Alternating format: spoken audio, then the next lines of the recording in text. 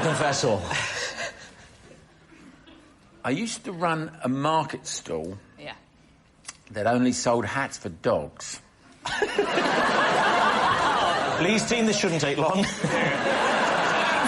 Flannel! What year was this? It was in 19... There we go. 19... Long to go. Larry, we're supposed to go. Here we go. You don't do it about yourself. No, it was in the 1960s. The 1960s? Yeah. Yeah. And this was your own business? I was a lad. I was still at school. You were still at school, and you thought, I'm going to hit up the booming dog hat market. Yeah. I was pretty enterprising lad, I tell you. Can you give me some... In Harlow. What was your top seller? Harlow. The top seller was a plaid one, funnily enough. Yeah. Yeah. I was going to ask about sizes, because obviously the sizes of dogs... There were only 3 sizes. What were they? They were, well, small, medium and large. It's a complex system, Carol. My key question is, how did a dog keep the hat on? You put it over its ears. So you crushed its ears? No, you don't crush it. No, well, I mean, this was the 60s. You didn't worry about those things anyway. But... Hang on, People talk about the 60s ago. In the 60s, it was wild, crazy. I've never heard anyone. It was crazy. We used to crush dogs' ears and we'd think of the monkeys. Honestly, crazy time. Did you make the hats yourself, or did you buy them from somebody else and then sell them on? No, they were being made in China. They were being made in China. So you had links with China, despite the fact you were at school. You're chasing this life. Was it just dogs' hats? Yeah. The main item then in the 60s, for some strange reason, in Harlow, was that all they Harlow! Only in Harlow! Lee, the moment has now come within the game where you guess whether it's the truth or a lie. All the evidence seems to suggest it's a great big fat porky. Yes. That'd be a good name for one of his hats. So you're saying it's a lie? It's got to be a lie. Lie. It's a lie. OK. Larry, is it the truth or is it a lie? It's a lie. It's a lie. Larry did not run a market stall that only sold hats for dogs. He was far too busy running a kiosk selling cummerbunds to kittens. Joanna, you're next. I recite my times tables every night before bed. Why? Because I've always been rubbish at maths. It just doesn't go in my head. My brain doesn't compute that way. And I can learn loads and loads of lines if I'm acting, but I've never been able to get my times tables in. And I thought, before I die, I want to be able to do my times tables. And also, when you go to a sale and you go shopping, when it says 75% off a dress or 40%, I can't work that out. I know it's thick and I feel embarrassed because I'm sitting next to you and you've got to tell me. I'm a famous mathematician. I'm actually, my secret identity is percentage man. I thought, I don't want to die and not be able to do my times tables. Could you recite them now, then? Before I go to bed, my husband lies next to me and I say, I do them, and then I say, it's nice to see the romance, isn't it? I tell you what, dear, it's cold in the valleys, isn't it? I've got a game that'll cheer us up. What'd you start? What's the first one? It's not your 2 times table, is it? Yeah, oh it is. I've gone as far as about my 6, and I get to 7. Don't go in. What's 7 times 5? I'm going to... Oh, God, this is so embarrassing. 35. 35. That is why I'm doing it. That's why I'm learning them. Yeah, but you might have dyscalculus, like me, so you're not thick. Have what? Dyscalculus, same as dyslexia, so that's what I've got. Dyscalculus. Yeah, right. That is I've got shorterless.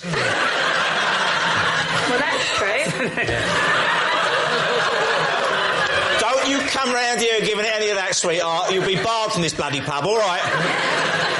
But that is true, you might have that. You're not thick. Oh, If there are yeah. any kids watching, you're not thick if you can't add up. Well, you're a bit thick, aren't you? Well, I mean, it's a bit late, isn't it? You're not bright, let's put it like that. Do you do it every single night without fail? Even if you come in really pissed, you still do it? You're getting on the times table? Yeah, I still try to do it, yeah. How about if there's a dress for 80 quid and it says 50% off, will you struggle? Right, well, this is right. No, that would be £40, wouldn't it? But I've got to check with you when I say it. I can't just say straight off. What I often find, actually, is in shops, when they take a percentage off the original price, they will also tell you the subsequent price. It's quite a minority of shops make you work it out. If you get it wrong, that's what you pay. Even if it's less than they wanted to charge. They go, I hope we don't get one of those dyscalculus people in. I thought it was 50p. Had to sell it to them. So, Lee, what are you going to say? Is she telling the truth? What have you cracked? Which one do you think you've... I've cracked 1, 2, 3, 4, 5, 6. You mean you've learned how to count? OK, you cracked the ones, the twos... And I cracked 7 the other night. Right, give us the 7 times table. But I can't do it now, I can't remember it. 1 7 is 7. Oh, foul, this is like my worst nightmare. 1 7 is 7, 2 7s are 14, 3 7s are 21, 4 7s are 28, 5 7s, now this is where all 5 7s are 35, 6 7s are 42, 7 7s are 40, right, this is 49, 8 7s are 54, 52. Higher. 56. Okay. What was that? 9 7s are 56, 10 7s are 70, 11 7s are 77, 12 7s are 84, 88, 92. Right, so... It's not a Jeremy Kyle show. 7 times table. I think this could be a cracking new round. Lee, is it the truth? I think it's a lie. Why do you think it's a lie? Why would anybody do that at night? That's the last thing you need before you go to bed. I think it's true. Patsy thinks it's true. Patsy's going to stick on true. We'll go with Patsy, though. All right, then, so, Joe, truth or lie? That is... true!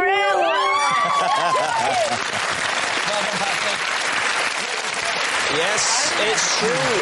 Actually, Joe, I've got a mental arithmetic problem for you. If you take one husband and recite multiplication tables at him 7 nights a week, how many divorce lawyers will he need? Jade, you're next. Whenever someone sits down next to me in public, I always say boing out loud just as their bottom hits the seat and then see what happens next. David's team. So as they sit down, does it have to be right next to you, or They have to be able to hear me say it. Do you say it quietly? Do you say it loud? I don't think I've ever done anything quietly in my life. Do you want to demonstrate? Yeah, let's have a go. Lee, can you stand? Just about. What's this for acting? Boy, Oh. And is it... No, that was unusual. Yeah. Do you vary the boings according to who's sitting down? Yes. What would you do? What would you do for David? Would Absolutely. You stand up? David. Let's let David sit and just go with the flow here, Jade. All right, OK. OK. Boing. Much perter. I'm trying to work out which is best. I know which is best. I think it's very clear which is best. Oh, yeah. Jade, would you indulge me? OK. Yeah. Well, stand up, then. I am standing up.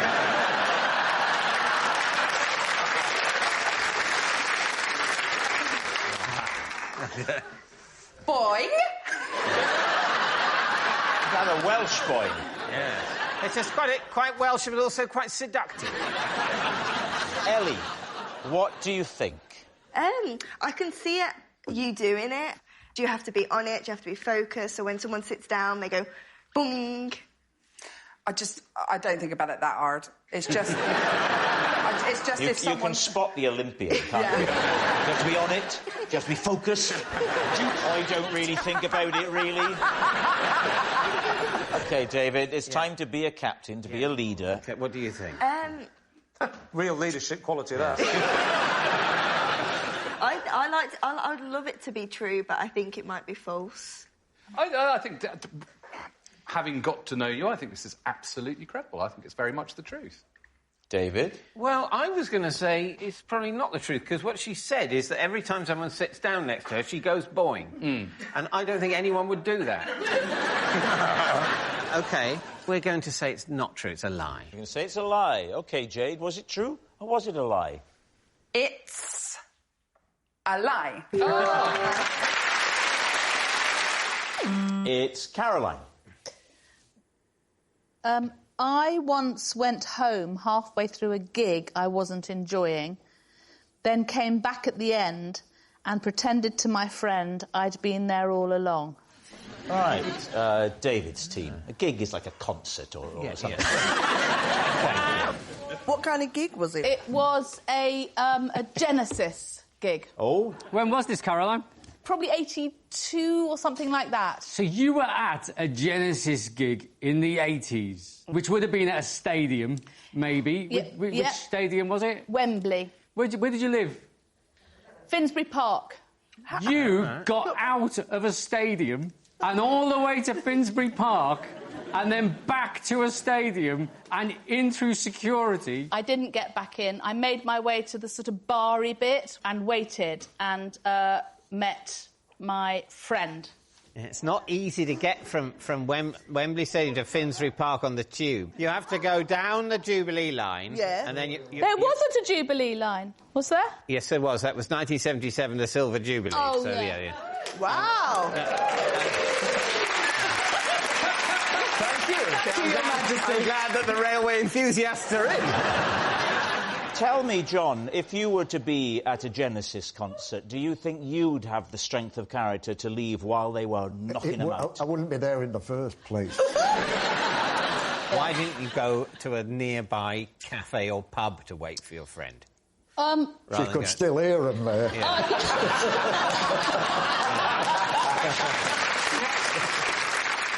I have no idea what being in Wembley Stadium is like, whether for a gig or for a football match. You've never been to Wembley? No. Oh, man, you ain't living. What about for the International Railway Convention, didn't you? OK, what's it going to be? I feel like it's true. You think true? Yeah. Do you know what? The logistics of getting home and getting back before the end doesn't sit right. My instinct is it's a lie. OK. Say it's a lie. So we're going to say lie. They're saying it's a lie. Caroline, was it true or was it a lie? It's true. Our next round is called This Is My, where we bring on a mystery guest who has a close connection to one of our panellists. Now, this week, each of Lee's team will claim it's them that has the genuine connection to the guest, and it's up to David's team to spot who's telling the truth. So please welcome this week's special guest, Tony.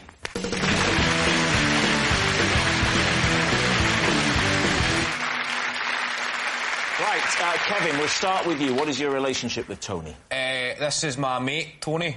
We were once questioned by the police for stealing a life-size cardboard cutout of Hugh Grant. Katie, how do you know Tony? This is Tony, and he freed me from a vending machine when I got my foot stuck in the push compartment. Finally, Lee, how do you know Tony? This is Tony, and until today, I had never met this man before, but the person that was supposed to be doing this tonight didn't turn up. So I grabbed the first person I saw outside the studio. So there we have it. Kevin's partner in crime, Katie's snack machine saviour, or Lee's stand-in man. Right, David, off you go. Well, Lee's one is quite difficult to cross-examine, isn't it? So essentially what Lee's saying is, here's Tony, he's a random bloke. But who was supposed to come, Lee? Well, had it gone to plan today, I would have said, this is Graham, and he's my self-defence instructor, because I'm learning self-defence. Right. What happened to Graham? Did he get beaten up? The story I am told is that he hurt his arm this morning during a self-defence class, and then very late in the day, he got in the car to come here and had some turn because of the painkillers he was on and cancelled and said, I can't come. Well, it's a sad old story. Yeah. So what was Tony doing here before you found him? He's a joiner, which is somebody that puts wood together. Thank you. I didn't want you thinking he was somebody that just randomly joined clubs. He's just a very sociable guy. I'm a joiner. Where are you going? I'm going to join a club. What are you doing? What are you doing? The guy buys? Yeah, OK. where were you in the complex? Well, I'm not sure how good this is for national television, but I'll tell you, David. I was just outside that door where some people go out for a cigarette. I think you're aware of that door, David. I'm aware of the door. I'm sorry if David's parents are watching to break the news like this. But David occasionally does that. Yeah. And I'm not talking cigarettes either. No. To me, it will always be the heroin door. What sort of incentive did you offer this good man to come here and make a complete numpty of himself? Well, answer the man, Rob.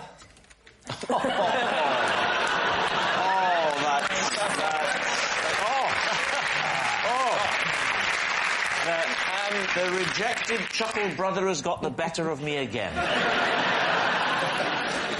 Okay, well, I mean, I must say, Lee's story is incredibly plausible. And incredibly tedious. Yes, I mean, that's why it rings so true. Kevin, your partner in crime, what did this man do with you? I think crime's a strong word, Terry, from a man who has got arson in his past. We were questioned by the police, not charged, threatened, just questioned for stealing a life-size cardboard cut of Hugh Grant. What were you going to do with Hugh Grant? We'd went to Blockbuster Video, and nothing really caught my eye, except the life-size cardboard cut of Hugh Grant. What? Sorry, I didn't understand a word of that. We went to Blockbuster Video, okay?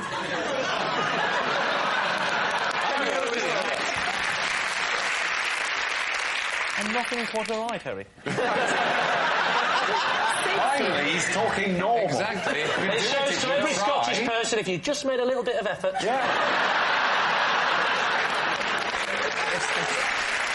I sort of seen the life-size cut Hugh Grant on the way out.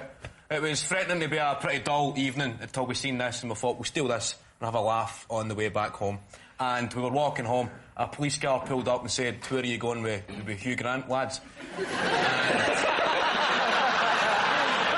police guy could not see the funny side at all and decided to put him in the passenger seat, put us two in the back and drive. And drive us to the police station to be questioned. We haven't touched on Katie yet. No, we haven't. Yes, you've been told about that, Terry.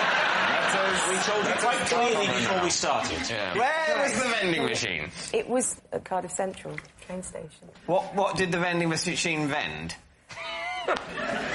What is this thing you call love, human? What does it vend? It vended the normal stuff, drinks, chocolate bars. What were you doing with your foot in the vending machine? Well, I put the money in. Yeah. And I was trying to get a drink, and I could see that it had come out a bit, but not properly. Yeah. And after trying to get it out with my hands, I tried my foot. And it got stuck? Yes. But was it a little hole or a big slot? It was like a tray thing. And how did this fine man help you? He was working at the train station, Yeah. and he's clocked it and came along and said, "Do you want a hand?" And you said, "We must keep in touch? Can I have your email address?" We didn't stay in touch, but I knew how to find him. How did you Because find he's him? still working at Cardiff Central. But what I don't understand, right, the thing's fallen down. Yes. And you're having difficulty getting it out with your hand. Now, Correct. hands are basically better than feet. Yes. Sort of thing. I wonder why you sort of think, if the hand can't do it, why is the foot going to develop the knack? No, my logic was, I tried with the hands, and I thought sort of a kick, brute force, might work instead. That was the logic. Was it the sort of door? You know, because often the slot at the bottom has got a sort of door, hasn't Yes, it had a I door. offered slot, and she called it a tray. Yeah, then it's not a tray, is it? It's not a tray. A tray would be removable. This is like good cop, guy by cop.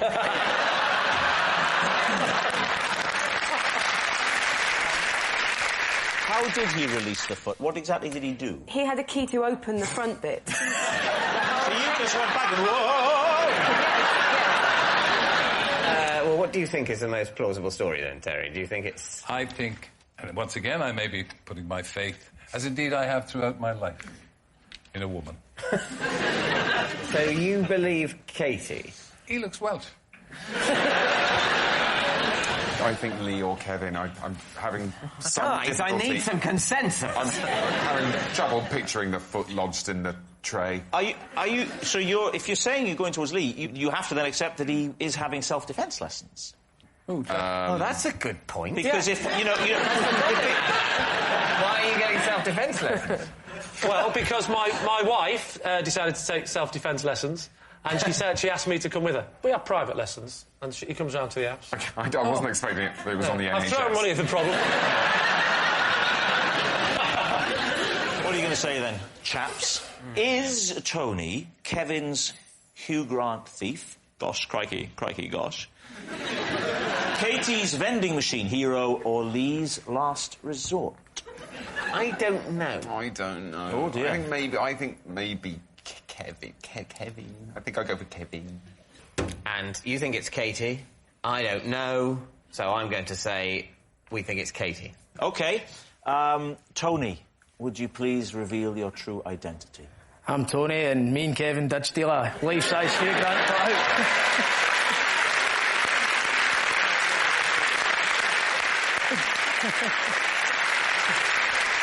Were there any charges? No, it was a caution. And you're proud of it, aren't you? I can see that there's a real pride in your face. You feel you should have a Duke of Edinburgh award, don't you? Thank you very much, Tony. Well, it looks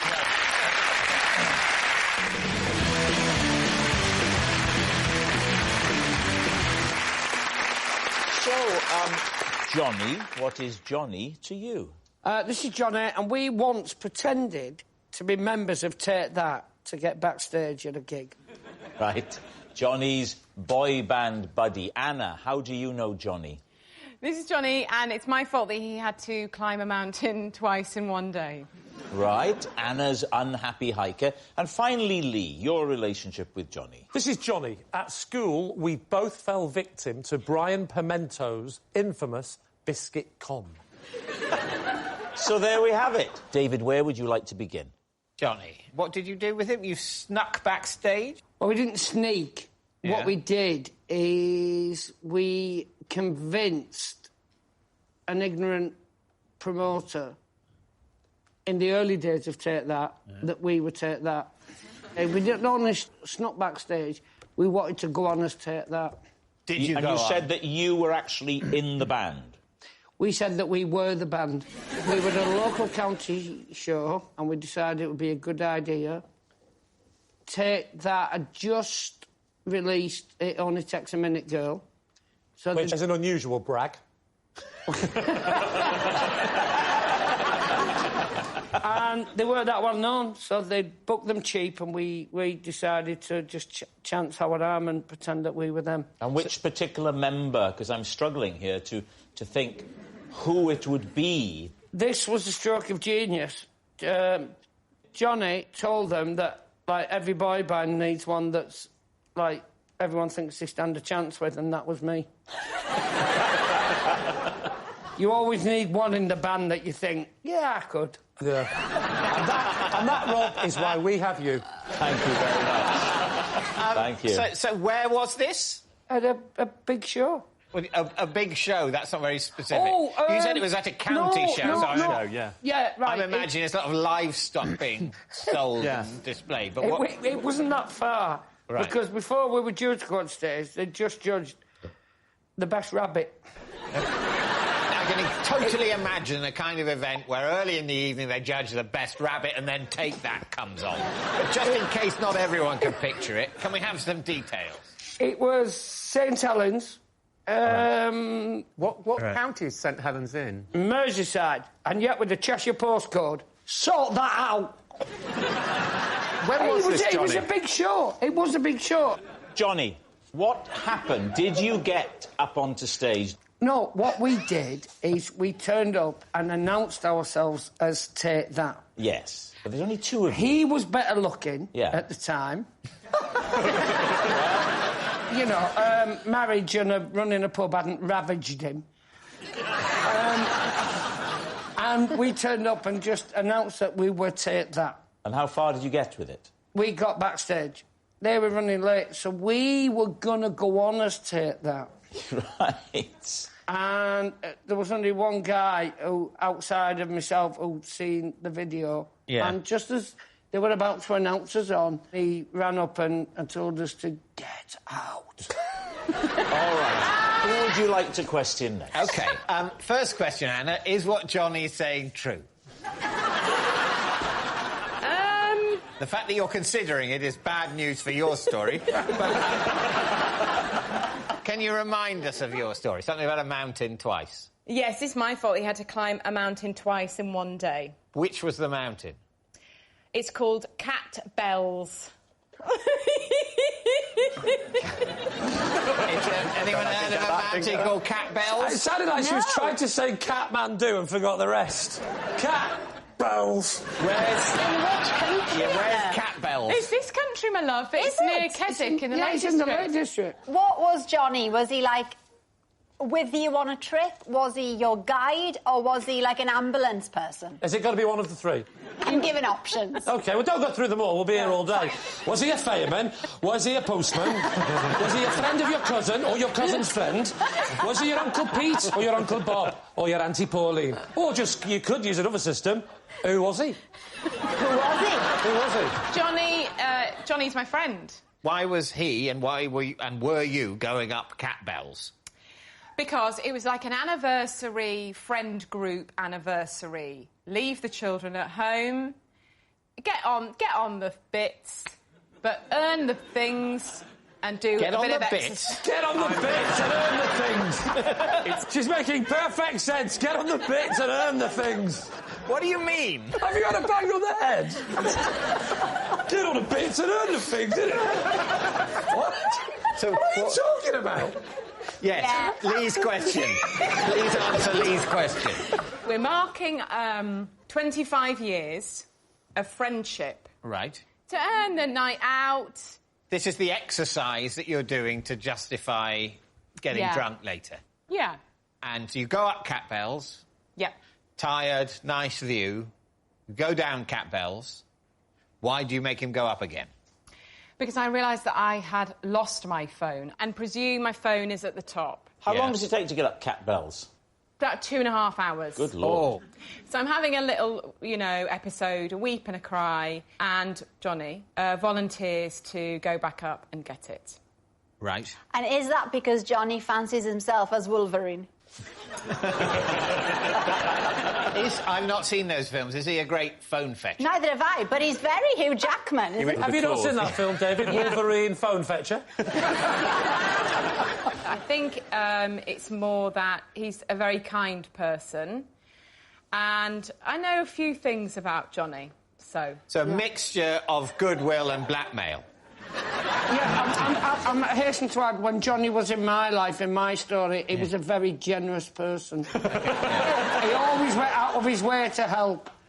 In my story, he's an intolerable pillock. So he goes back up to get the phone, then what happens? And then I realised the phone is on my person. Johnny came back down and said, I'm so sorry I couldn't find it. And then I just said, oh dear, and kept hidden that I actually had it. And when did you come clean? Last New Year. How did Johnny react when you told him? He was pretty good-natured. He likes exercise. All right, now what about Lee's stories? So, just remind us, Lee, what it is you're trying to convince us of. This is Johnny, and when we were at school, we both fell victim to Brian Pimento's biscuit con. Who is Brian Pimento, and what was his biscuit con? Good question. Brian Pimento was a kid in our school who was a few years older than me and Johnny. So how old were you at this point? 11 or 12. And what was his biscuit con? Well, he approached us in the playground and said, hello, boys, I've hidden a biscuit. Do you want to find it?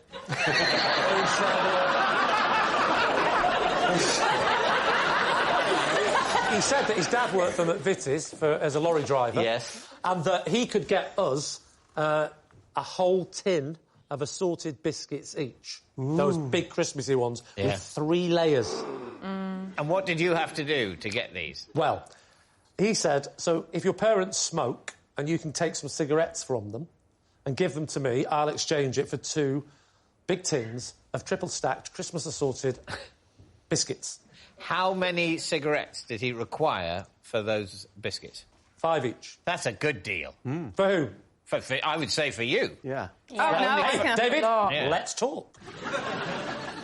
You stole 5 and Johnny stole 5 from his parents? Didn't ask where he got his from. OK. You never ask questions with these sort of things. I said to him, where'd you get your cigarettes from? And he went... I thought you said you never ask questions with these sorts of things. No, that's what I learned when I said, where'd you get your cigarettes from? So this was the next day, you turn... Is it? No, that evening.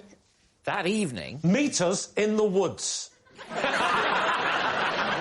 Nice and specific. Meet us in the woods tonight and... And bring your keyboard. What happened? What happened? He came, and we thought he'd be on his own, like he was when he offered us the deal. From the bushes, 3 lads appeared either side of him. He took the cigarettes, he said, thank you. And then they all started laughing their heads off at us. Oh, shame. And said, Lee. Ain't no biscuits, son. All right, well, we need an answer. Is Johnny, Johnny's boy band buddy, Anna's unhappy hiker, or Lee's scammed schoolmate? What do you think? I think it's Anna's hiker. I think that's the one that has the biggest ring of truth for me. Lee's story was, you know, fine. But the thing is, you and Johnny are not the same age. Don't listen to her, Johnny. She's being very rude to you. I see a lot of myself in Anna. And I would have gone up a mountain for bits. So I believe that side of it, and I think... So you both think it's Anna. What are you thinking, David? We're going to go with Anna. OK. Yeah. Right. So, Johnny, would you please reveal your true identity? I'm Johnny, and Johnny and I pretended to be members of Toenail. Yes, Johnny is Johnny's boy band buddy. Thank you very much, Johnny.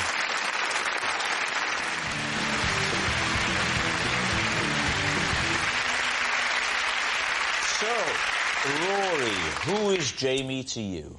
This is Jamie, and after a mix-up in a tattoo parlour, we now have each other's tattoo. Daisy, how do you know Jamie?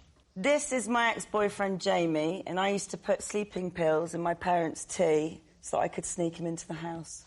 And finally, Lee, what is your relationship with Jamie? This is Jamie. While staying at an Airbnb, I mistook him for an intruder and attacked him with a whisk. So, there we have it. David's team, where would you like to begin? Daisy, when did you go out with Jamie?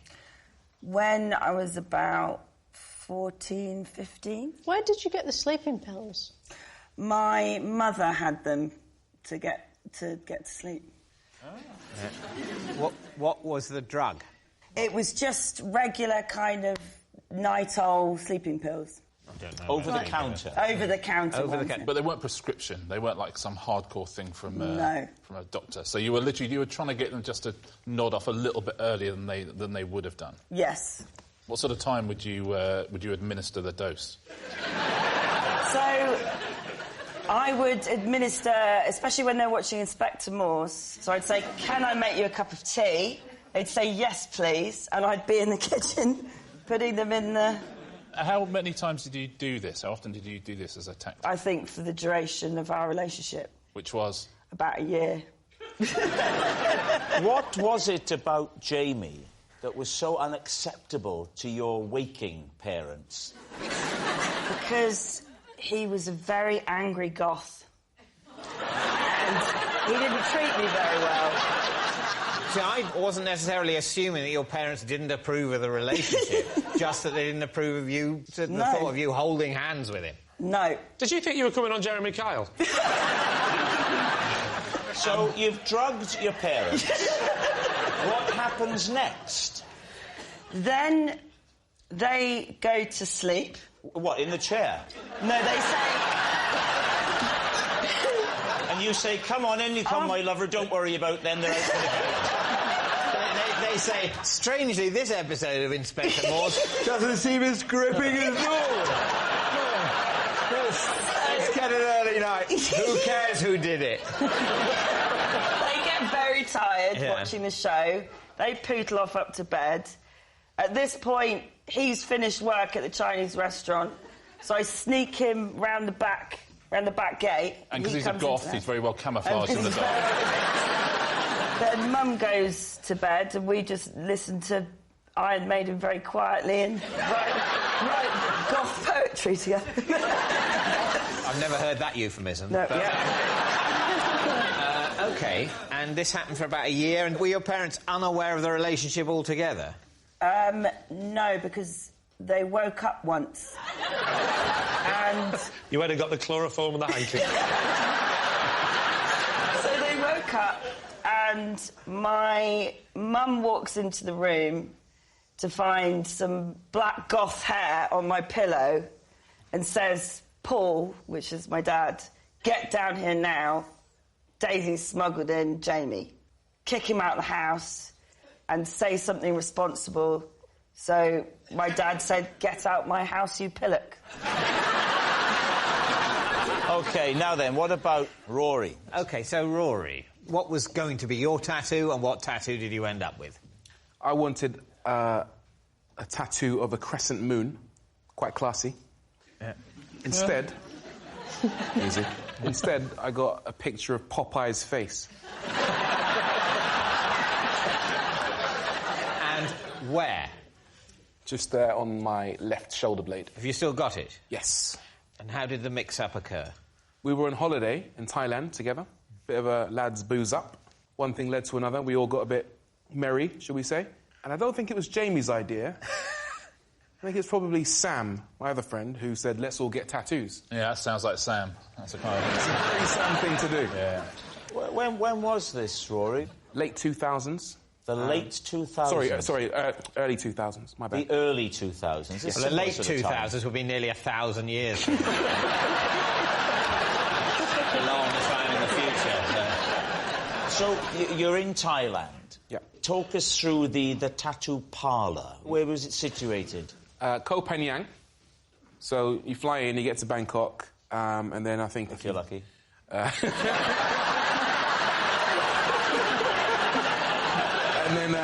And then you travel to Koh Phangan, and there's this little parlour, and they're used to tourists coming in all the time, and they have multiple beds, if I remember correctly. How classy.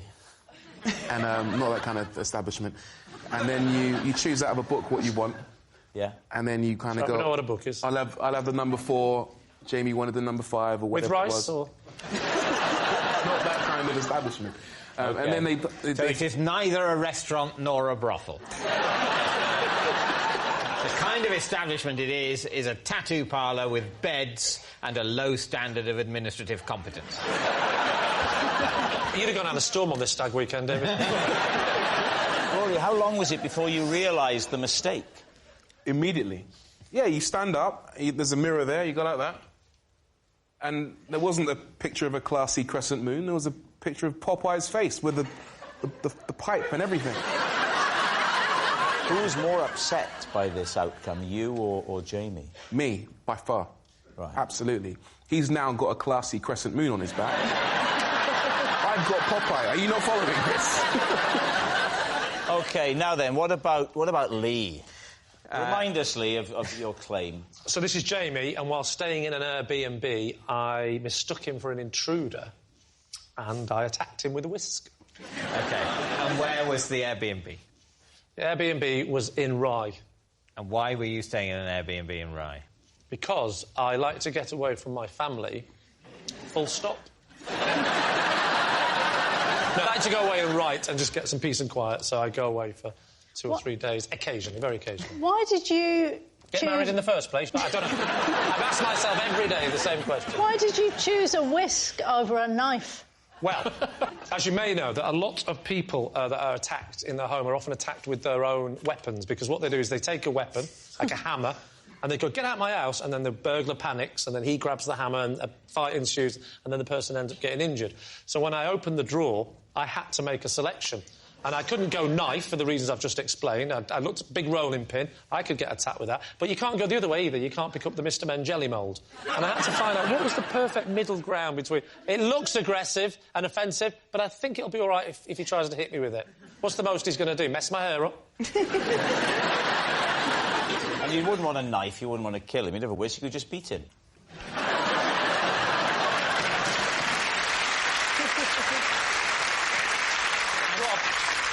You beat with a fork, you whisk with a whisk. The applause begs to differ.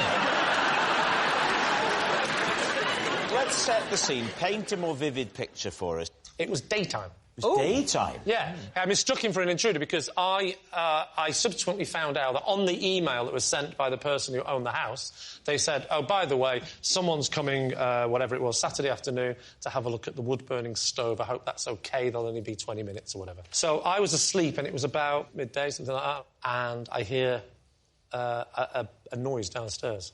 And then he starts playing around with the wood-burning stove. Oh, no. And I get worried. I think someone's down there. Because the noise is sort of... sorry, well, you are Welsh. Are you asking me the time?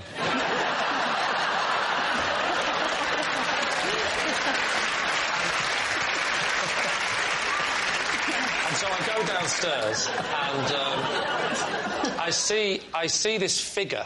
I panic.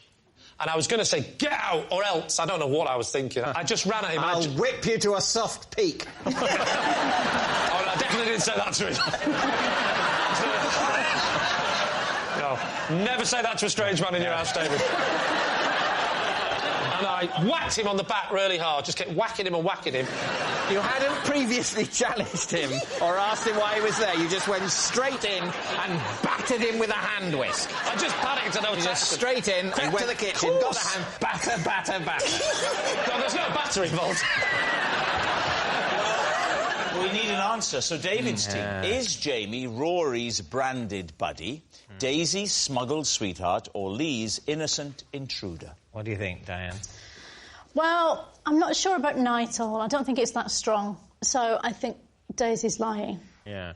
How old do you have to be to know about Popeye? Oh, that's... Because I think... Why would he pick... Yeah. It doesn't ring true. OK. You know that if it's not Daisy and not Rory, that means it's Lee.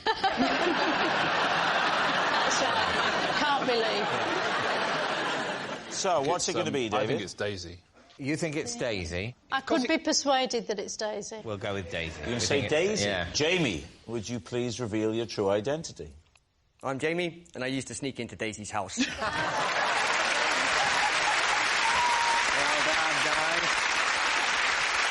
Yes, Jamie is Daisy's smuggled sweetheart. Of course, this is not something you should ever do, putting sleeping pills in someone's tea. And thank you very much, Jamie. I once accidentally made my nan eat something she shouldn't have. Ooh. Made your nan eat something... What was that thing? It was a toenail. Ouch! True, let's just move on.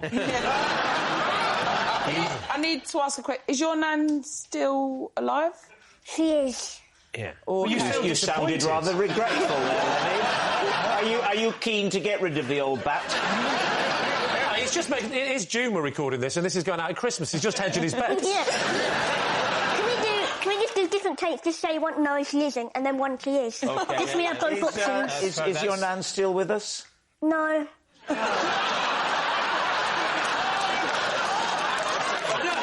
don't think we should do the version whilst Rusty's laughing. Is she not alive? No. Boom! Boom! And where are we? We are in my... I'm weird now. We're in my bedroom. You're at home in your bedroom? Yeah. And what happens? Sorry, I thought it was very funny the way you said, where are we? You said, in my bedroom, and you changed it to, so you're in your bedroom. I did. I'm not there anymore. Carry on now. That's absolutely right. What happened, wasn't it? I'm not going to say the wee thing again. Why are we in your bedroom? I'm confused, man, in your bedroom again. Get out, Rob, get out. Just to be clear, I'm not in Lenny's bedroom, and I never have been. Have I, Lenny? For legal reasons, no. So you're in your bedroom with your nan. What happened next? Just had an operation in March on my back and sitting on my bed, and I realised my nails look a bit long on my toes. So I cut them. Basically, I had a Reese's Pieces packet. So I'd put the nail in the packet. My nan's come to visit me after my operation. Then she said, oh, I like Reese's. All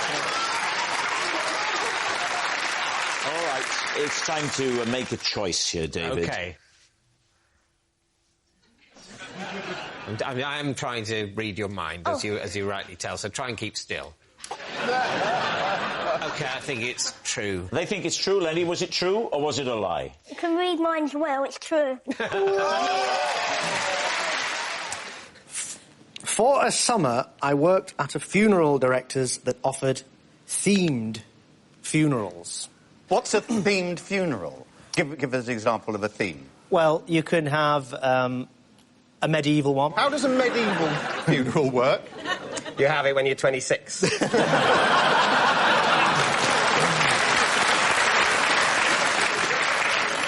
Well, there was a king and queen.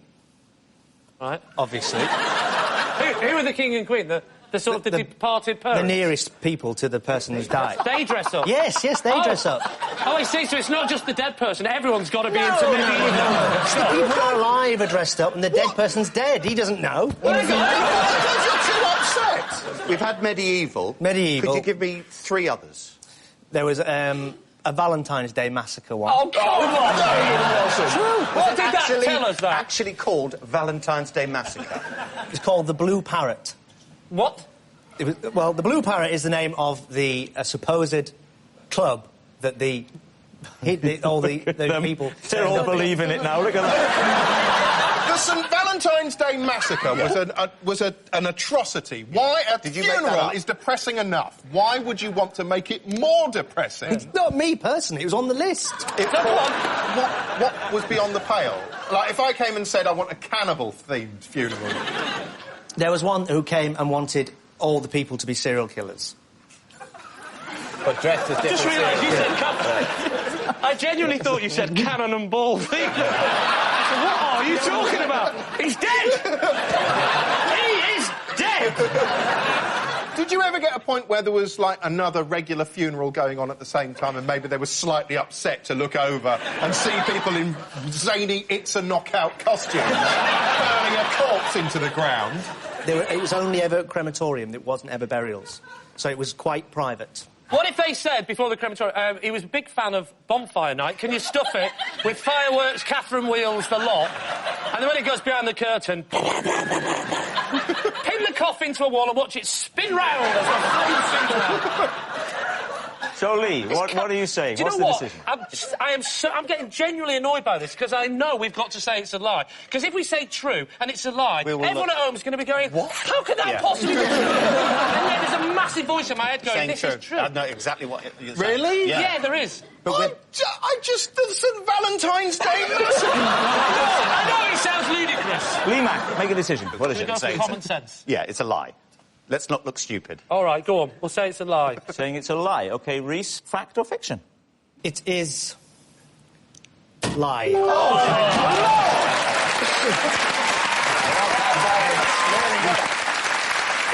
is indeed a lie. Reese didn't used to work at a funeral director's that offered themed funerals. Actually, I plan to put my ashes, while still hot, in one of those council wheelie bins. That'll show them.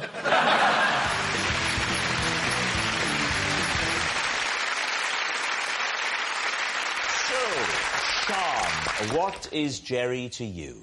This is Jerry, and he was the policeman who came to investigate when I was heard screaming during a Christmas game of Twister. Right, Sean's concerned copper. James, how do you know Jerry? This is Jerry. He's the fireman who every Boxing Day soaks me with water during a festive game of squirt. Right, James's fireman friend. And finally, Lee, what's your relationship with Jerry? This is Jerry. He's the paramedic who ticked me off last Christmas after I landed my drone in his ambulance. David's team, where to begin?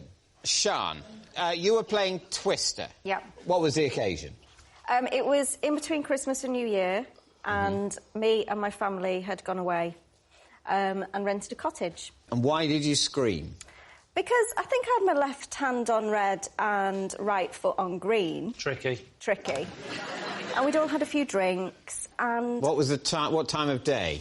Oh, it was evening. Right. It was evening. I'd say about 10:30ish. Okay. And my uncle fell on my face and I screamed.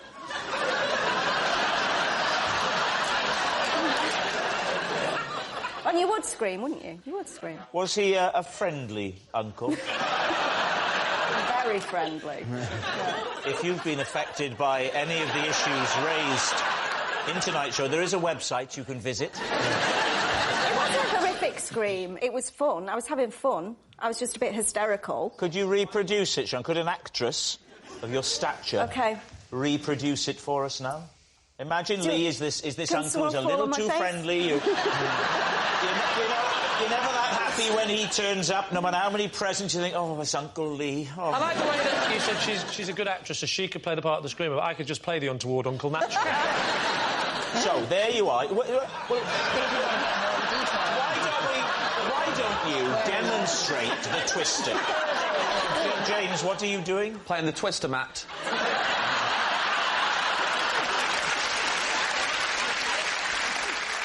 It wasn't a scary scream. It was like a... because I was having fun scream. How did the neighbour next door hear it, if it was just a little scream? Did the uncle let out anything as well? Did he... certainly did not. So what happens then? So suddenly there's a knock on the door. Yeah. And what happens when Jerry arrives? Well, we're all just having fun at this point. We've all had a few drinks. We all invite Jerry in, see if Jerry wants a sherry. He was really lovely about it. Right. So is there a police station in this village? And they're all on duty at Christmas week, Well, there's always got to be a policeman on duty. Somewhere. To look out for madmen like you pushing donkeys down lanes. Now, what about James? OK, James. Just remind us, James, what it was that you said. Jerry is the fireman who every Boxing Day soaks me with water during a festive game of squirt. Oh. OK. What's going on? Squirt is a game. Is it? Yeah. 2 teams of firemen.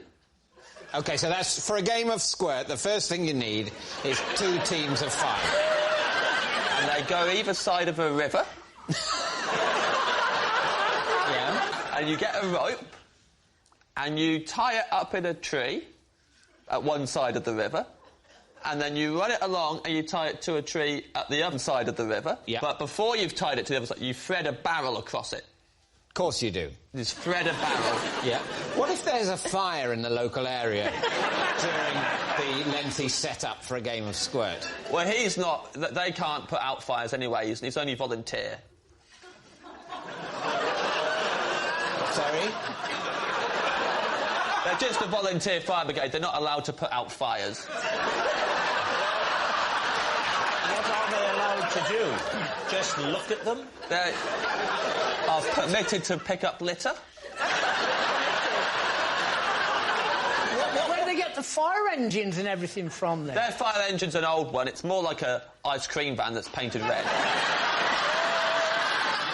The volunteers, do they have the uniforms? No. The Kettering Volunteer Fire Brigade have a T-shirt, and it has an emblem on it of a fire being put out by a beer.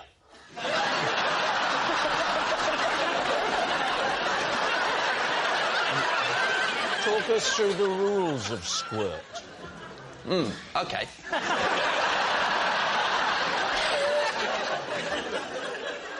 You get the barrel to the middle of the rope, right in the middle of the rope, and then both teams aim their hoses at it. Are the volunteer firemen allowed real water, or do they just mime it? No, they're allowed water, they just can't aim it at a fire. OK. If there was a fire, they would have to turn the hose off. Right.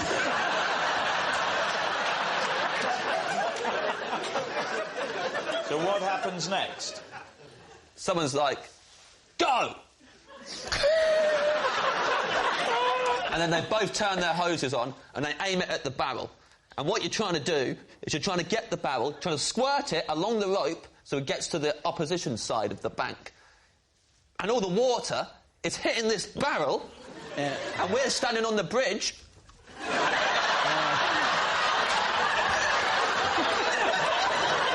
Getting soaked. Yeah. And then you walk home going, good squirt this year. Right, now then, what about Lee? How did you come to land the drone in Jerry's ambulance?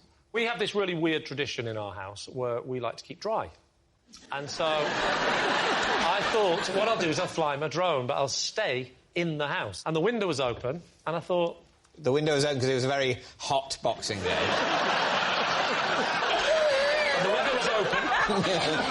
The window was open because my wife always has the heat on very high over Christmas, and I'm not a fan of radiators, so I opened the window. And I was practising in the bedroom, and I thought, I'm so in control of this, rather than go downstairs and fly it, I'm just going to go straight out the window. Was the drone a Christmas present? The drone was a Christmas present, correct. Who gave you a drone for Christmas? Not you, because you got me nothing. Yeah. It was my wife. Your wife got you... It's a very romantic present. A drone. She'd heard me say it to her a lot during the year. Drone. Why was there an ambulance there? Had your wife called it as a precautionary measure? The ambulance was actually the house over the road, and as I was flying the drone, I looked over, and a man was carried out on a stretcher. And I think, can't quite see what's going on, but I thought I'll have a little look at that. And my drone has a camera attached to it, so I'm flying my drone over.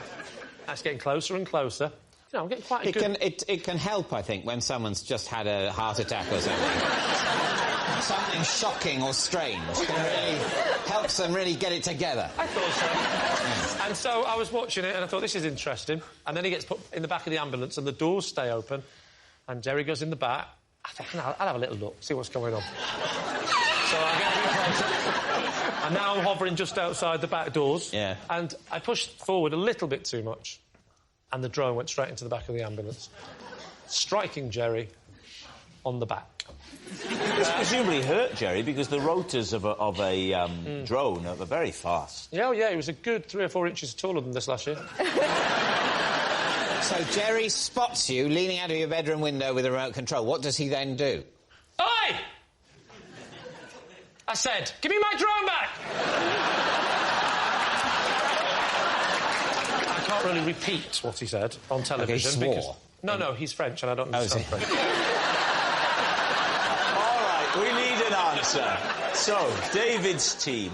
Is Jerry Sean's concerned copper, James's fireman friend, or Lee's peeved paramedic? Oh, I don't. I mean... I think it's James's. You think it's James's? Yeah. I think it's Sean. I mean, I think we're agreed Lee is lying. Yeah. The question is it James or Sean? I think it's a mate of James's from the pub who was a volunteer fireman. I'm not happy about this. Because my instinct is that James is telling the truth. Right. But I know what that's saying publicly. I know what I am then believing. I'm believing a game that is played across a river between volunteer firemen with a souped-up ice cream van and squirting a barrel in which the locals come and stand and watch in just the place where they get splattered with water. What's it going to be? I think it's James. You're going to go with James? Yeah. Go on, Jerry, I'm saying it's James. Would you please reveal your true identity? I'm Jerry, and I'm a volunteer fireman who soaks drains on Boston Day. Hello, Jerry. Yes, Jerry is James's fireman friend. Thank you very much, Jerry. For my first term at university, I rented the bathroom in a student house and slept in the bathtub every night. Lee, Greg. Yes? Before we even start this, can you stand up? There'll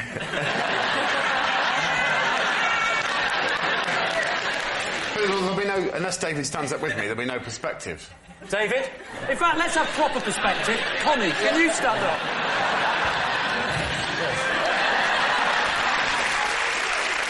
You know the question. Yeah. What's the answer? Well, I just hung off the end of the bath. As I hang off every single bed that I've ever slept in. No.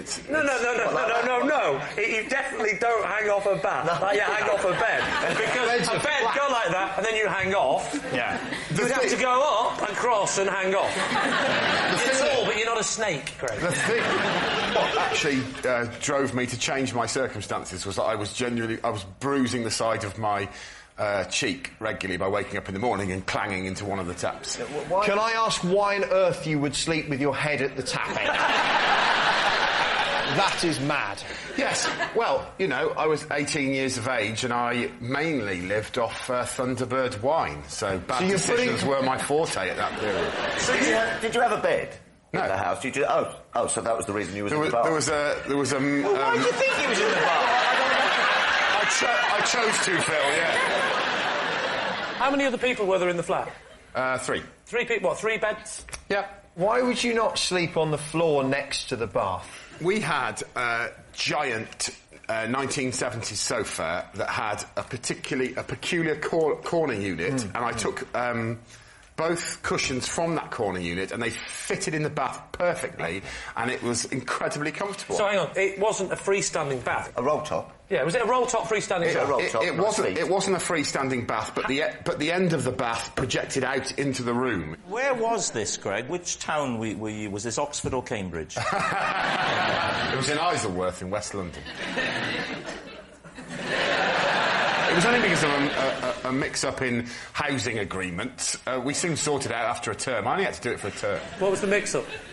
I'd agreed to move in with these 3 guys and we got the wrong size house. Hang on, that's not a mix-up, that's just stupidity. There was 4 of you got a 3-bedroom house.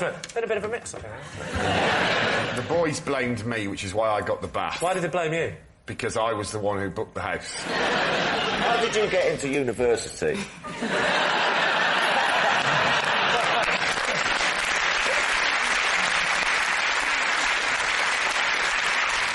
So, Lee, what are you thinking? Marcus? I think it's too preposterous to be true. The taps. Phil? Taps for me, if you're going to sleep in a bath, you don't put your head up the tap end. I think it might be true, but I'm not going to Oh, well, you're the skip. You've got the armband, son. I might be the Do skip. you get armbands if you're a captain? Only if you can't swim. I'm telling you, I don't know if this is in the spirit of this game, this is true.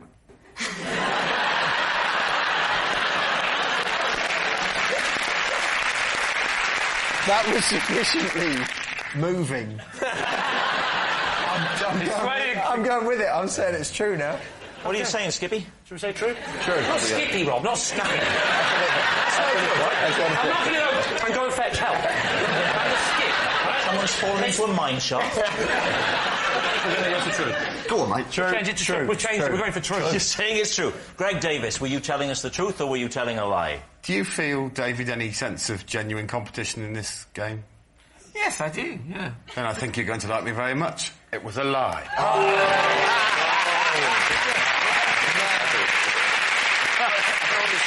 Yes, it was a lie. Greg didn't sleep in his bathtub every night for his first term at university. Yeah, I once guessed the exact number of sweets in a Mini Cooper and was awarded a prize by Britain's tallest man. How many sweets were in that car? Yep. I can't remember, actually. Oh, when was this? I would have been about 11. Can you give us a ballpark figure? It was something in the sort of 4,000 area, because they were quite... They were quite big. I don't think they were... 4,000 sweets in a Mini Cooper? I don't think they were real sweets. They were probably, like, fake big sweets. Right. What sweet were they? What tipped you off to make you think that they was fake? They just looked too big for a mouth. If they're that big, you said about that big? Quite big, yeah. But I don't know, about, yeah. So they had massive fake sweets in a Mini Cooper? Yeah. I'm very suspicious of your story. Yes, you can't remember the amount, you can't remember the size. And where was this? Any recollection of the country? Or... Yeah. It was at Brent Cross Shopping Centre, and I won £100. What? That was the prize. £100? £100. What year was this? Oh. 83, something around there? Late 80s and 83. Do you know, one bit of advice, don't ever try and make it in politics. You haven't got a chance. And he knows.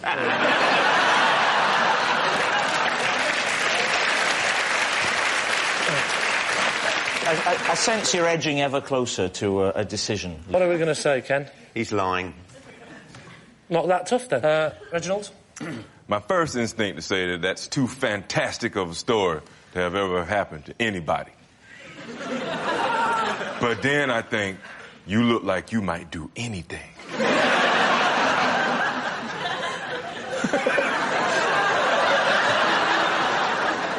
I'm gonna go with yeah. I don't know who to go with. Reginald with his suave charm. Or you. I'm going to go with Ken here and say that you are, in fact, not telling the truth. You're saying it's a lie. OK. So, Steve Mangan, truth or fiction? It is, in fact, the truth. No!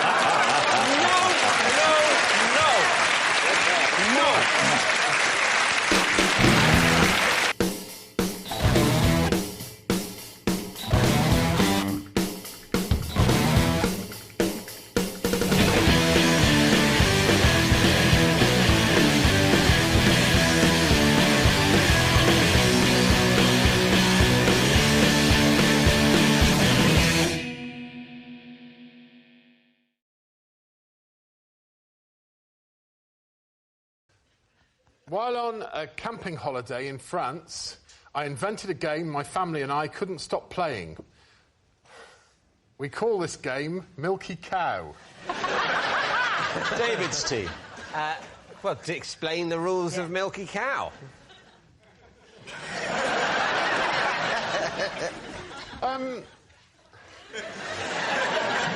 I feel I should probably start with the origin of Milky Cow. Would you? No need, just get straight to the detailed rundown of the rules, and then we can do the background later.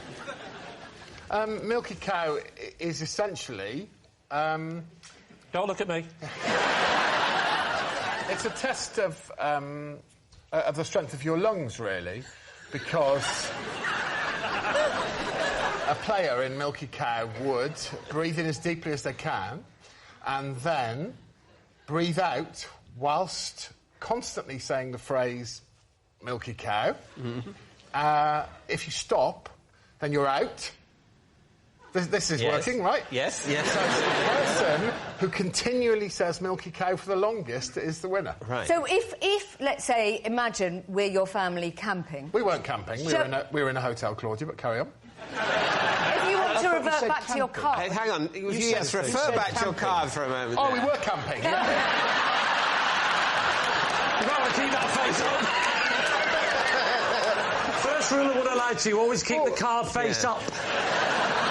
I would say that Milky Cow was played for many summers. And it was played in hotels and camping. It was the origins, actually. We were in a sort of chalet in a mobile home. Can we play Milky Cow? Absolutely, let's play it. So go on. I'm going to... You're not going to ask me, so I'm going to tell you the origins because it's relevant. My sister saw a lady on the same chalet area in the south of France. Yeah.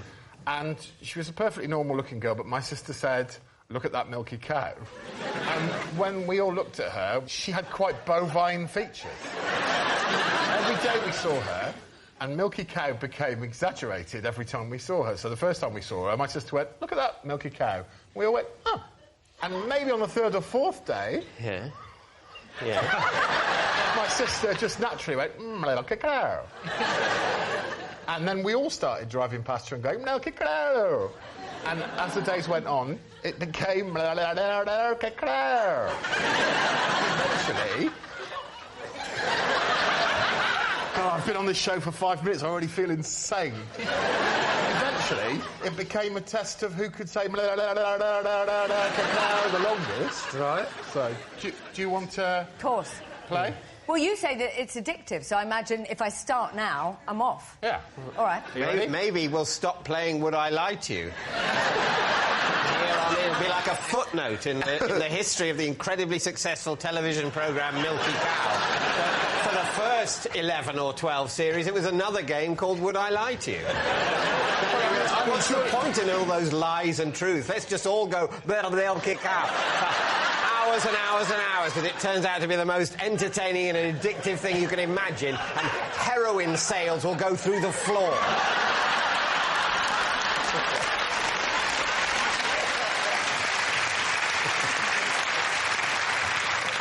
Greg, over to you. I feel a little on the ropes after that. Ready? OK. 3, 2, 1, breathe in.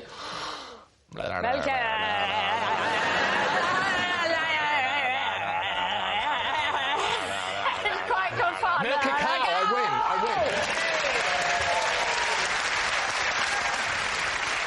win. We're agreed, then, that Milky Cow is a brilliant game. Awesome.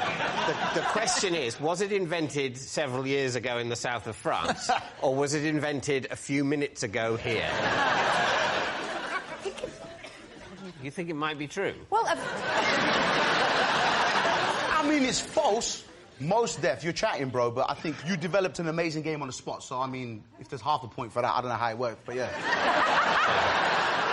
There are no bonuses for product development. I think it's unlikely to be true. Yes, agreed. Are you saying lie? You happy to go lie? Yeah, of course, You're chatting, yeah. OK, you're saying lie. Right, Greg. Lie. Milky Cow, Yes. the south of France, a mobile chalet. Truth or lie? Well, I am delighted to introduce Milky Cow to the national stage, because it's true.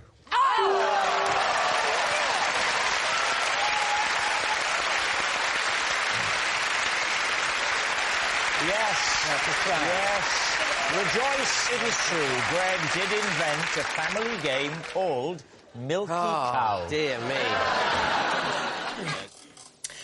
I once secretly swapped sandwiches with Rob on the set of Gavin and Stacey because a dog licked mine. Is that right? Seriously? Well, we don't know yet, do we? What was the dog doing on the set? It was a dog that we feature in the show, Gavin and Stacey. Called?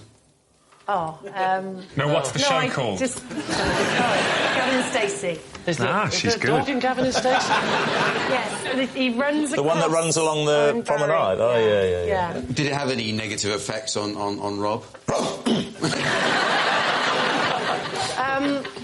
Do you think that's the sort of effect it's likely to have? A dog as things that you would slowly become a dog?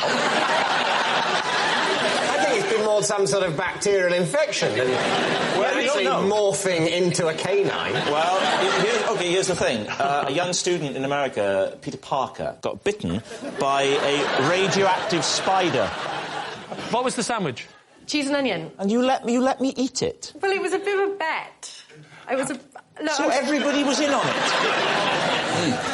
It's prompted a confession in me. We're having people over for dinner, and our dog got onto the table and started eating one of the starters, but while everyone else was having drinks. And my wife just got it out of its mouth again and put it and just patted it, and so I made sure Rob sat there. Sorry, Rob. Not true. No. Never been to his house. No, never will. So when did the dog just take one lick and off he went? It was the sandwiches at tea time, that come at tea time. Let's call them the tea time sandwiches. What? You heard. And there's a big platter of them. I put some on my plate. I put it down to go make myself a cup of tea. The dog... You put it down on what? It was one of those, you know, those big tables, trestle tables. Anyway, I saw the dog out the corner of my eye lick the sandwich. You said a trestle table, though. Trestle tables are quite reasonable. They're not coffee tables, they're high up. That dog must have actually got up on the table. No, but it was a big dog. Oh, he's got rabies! I am. Look at this, it's coming out now that I know about it. I think we should move on because Rob wants to go for a walk. I'm amazed I've been allowed up on the furniture, to be honest. Lee, on that note, let's take a guess here. I think Ruth is too nice to have done this, but on the other hand, there's a little bit of guilt there. There's a little bit of guilt. She's Come on, reluctant. it's hardly the JFK conspiracy. A dog licked a sandwich. I believe that would happen. Not JFK. That's a no-brainer. Yeah.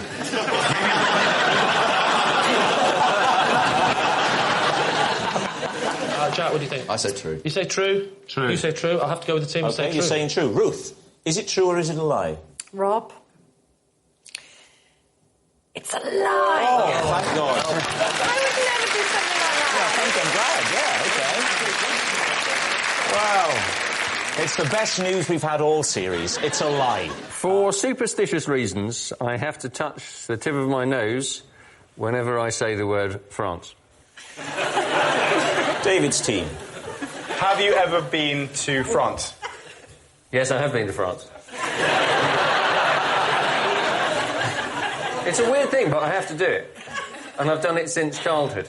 What sparked that off? Well, because when I was very little, I was quite scared. I was a very sort of worried child.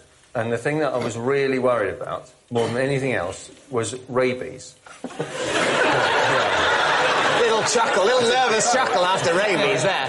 I was terribly worried about rabies. Anyway. And you forget that England is it's an incredibly safe country where we don't have anything. But when you go to France, I don't have to do it immediately. Is it all right to catch up at the end of the day?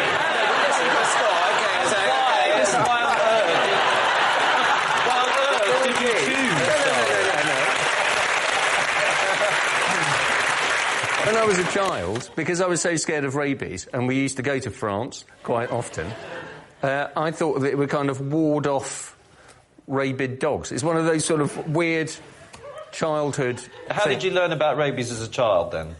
The hard way.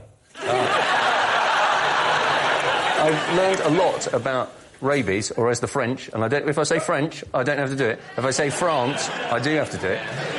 But what the French call la rage, which is rabies, and I genuinely thought it would ward off, it would give me good luck. Because I'm slightly superstitious, that's all. So, what do you think? Truth or lie? Well, it's possible, but unlikely. I do think the one time you said France and forgot to touch your nose... But that's because I'm an adult, and I don't... I don't think it's plausible at all, actually. It sounds absolutely ludicrous, and I can't imagine anybody wanting to do it. We're not going to ask you to mark him, by the way. We're not going to ask you to hold up a number. You think a lie? I think it's a lie. You're saying it's a lie? We're saying it's a lie. OK, Hugh Dennis. Were you telling the truth or telling a lie? I was telling a lie.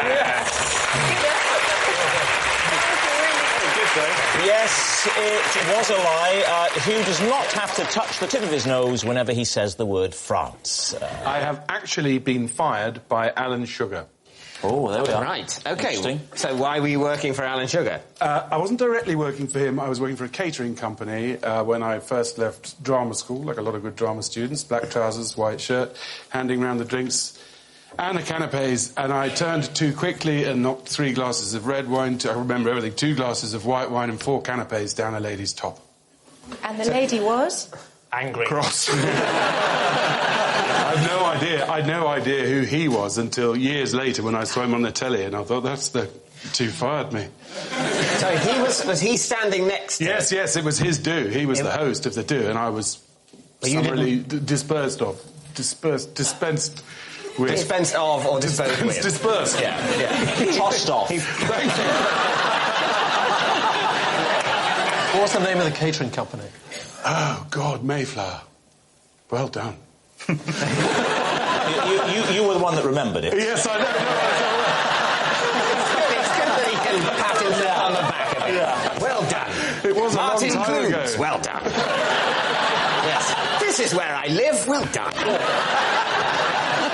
So what? So she was cross, and he was standing next to her? To be honest, she was just wet and dirty, as I remember, but he was...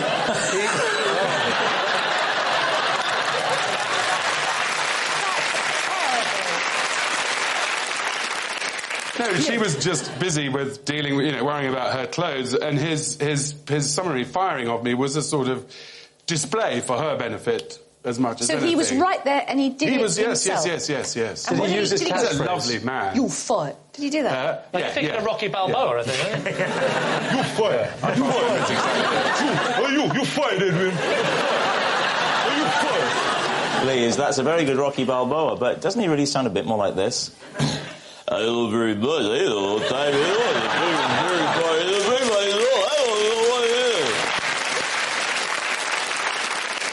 What did he actually say to Oh, him? God, I can't remember. There was anger, there was shouting. He didn't swear, but he made me look stupid. But cunningly, I already looked stupid. So it didn't really hurt. Right, David. Richard, what's all you? Mayflower came so swiftly, it was brilliant. I think Mayflower sounds very much like a sort of outside catering company. But do you think that if you're the guest who's been spilt all over, wet and dirty, that he would have turned round and said, "You're fired"? It's a very nasty thing to do, because it's only an accident. And you were 20. You were full of apologies at this Of course moment. I was full of apologies. I had some spillage on me, but I didn't, bang on Didn't about blame that. That was probably a wise course not to go, what are you doing, you stupid bitch? Standing right in my way! He's telling the truth. You think he's telling the truth? I think he is telling the truth. What do you But think? he is a That's- brilliant actor. Yeah. Thank you. Well, he's You an are. actor. I mean, with the greatest respect, we're not talking about Robert De Niro, are we? It's Martin Clunes. I mean... Is he going to do Robert De Niro now? I can't do him. Go on, have a stab. Have I got Pacino for you? No, I said No, Robert we De said Niro. Robert De Niro. Come on, cocky.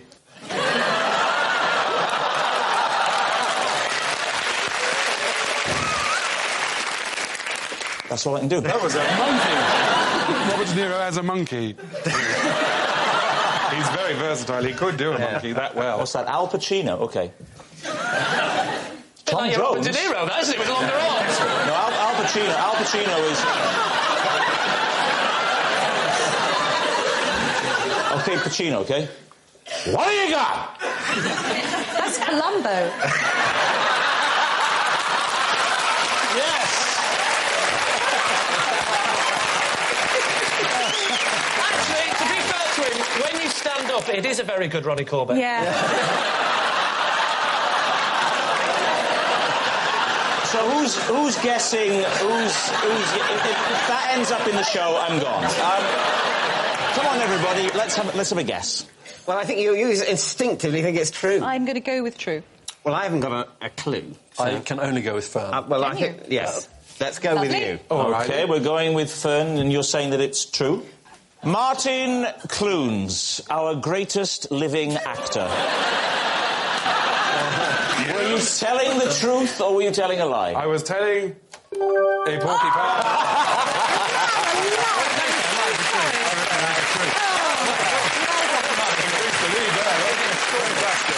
Yes, Martin was telling a lie, and why should we be surprised? He is a wonderful actor. At school, I invented a game called Snorkel Parker Music Practice Room. There we are. Lee's team, what do you think? What's the game called again? It was called Snorkel Parker Music Practice Room. Right, and can you describe the game to us? Myself and several friends, we all had Snorkel Parkers. What is a Snorkel Parker for some of the younger viewers? It's a large hooded coat with a fur-lined Oh, collar. the one that comes out at the front. Yeah, And it's for, and you can zip it up so that it comes right up, and so that only your eyes are visible. Can you describe the rules? Imagine we've never met, I've got my Snorkel Parker. What would happen next? Well, then you and I, Lee, will go to the music practice room when... I'm not falling for this again. And you zip up your Snorkel Parker, and then you when someone's practicing their violin with a violin teacher in the music practice room, you duck down below the window, and then you just come up with your Snorkel Parker on. So just imagine you're a historical reenactment society. You've got your members there. I suppose. How would you? I'd have to fully demonstrate it by using my making an ad. Feel free to ask Richard and David to help you out on this. Will you help me out with this? Well, I mean, you see, this is one of the moments where I don't like having to. All right. side.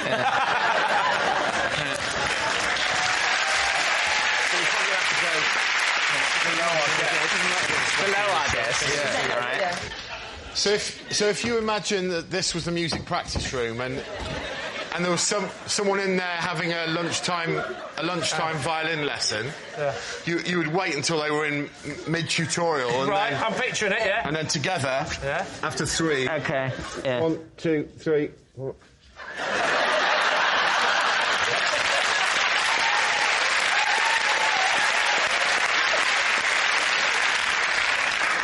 Oh. That's it, really.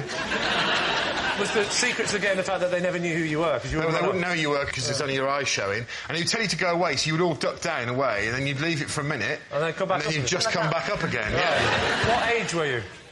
Maybe... You tell me you weren't one of the teachers. No, maybe 13, 14. Right the way through to when you left? Right through till sixth form, yeah. You never got told to stop this, or you got... Yeah, well, they would bang on the window and be really furious with us. For 5 years, they were banging on the window. They never once thought to come out and say, lads, it's getting really boring. But you see... And we know you are, Greg, because you're 8'6". But just out of interest, by show of hands, who would like to play Snorkel Parker music practice room?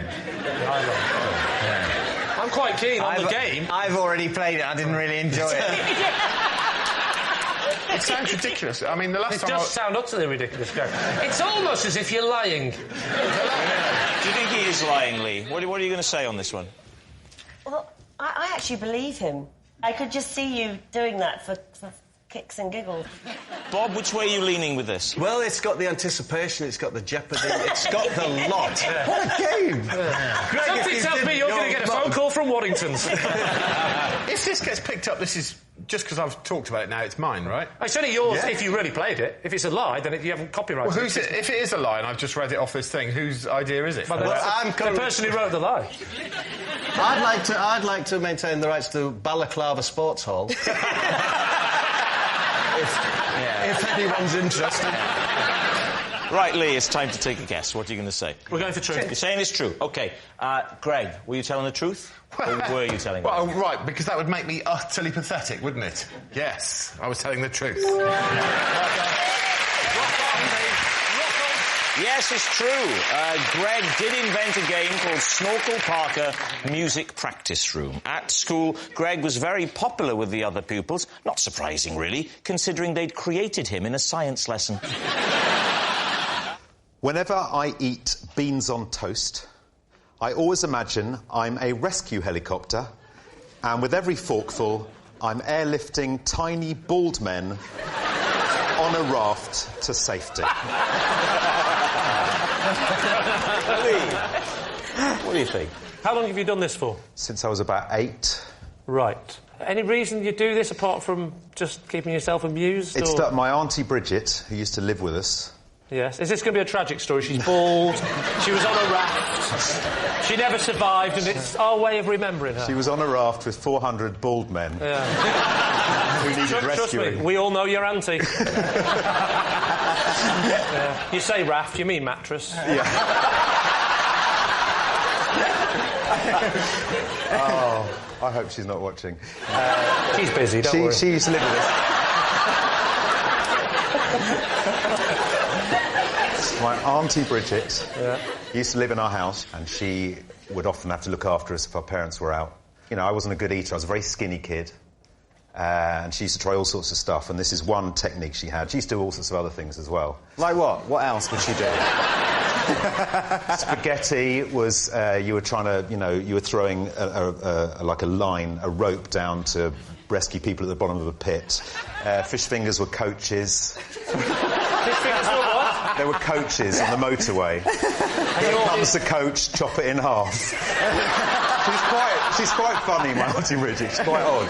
Do you think the bald men in question that were going to die on the raft felt glad that they'd ended in a more comfortable position of going down your throat into your stomach? Did you feel that was a safer place for them? Well, that was the helicopter they were coming into. Oh, your mouth was the helicopter? Yeah, my mouth is the helicopter. That's a raft going down. That's the raft. The raft is they're sitting on the fork, which is the raft. No, the raft is the toast, surely. The toast is the raft. No, because... Yeah. What's the toast? No, the toast is the boat they were in on the ocean. It's now covered in... Why would they be on a raft? If they're on a raft, they're already rescued. They're already OK. But helicopters don't lower down rafts. Oh, thanks. Well, you've just ruined an entire lifetime story for me. Another man comes attached to the rope and he picks up each individual bald man on the raft. I've seen it. Every time I've seen loads of bald men dying at sea and a man comes out of a helicopter and individually picks them up. So if you'd have done your backstory and you were a proper actor, you would know that you're supposed to be taking one beat. That's what Charles Dance would have done. Yeah, He'd have taken... Because he does his research. Yeah, but... And that's why he's not going to be the voice of Postman Pat.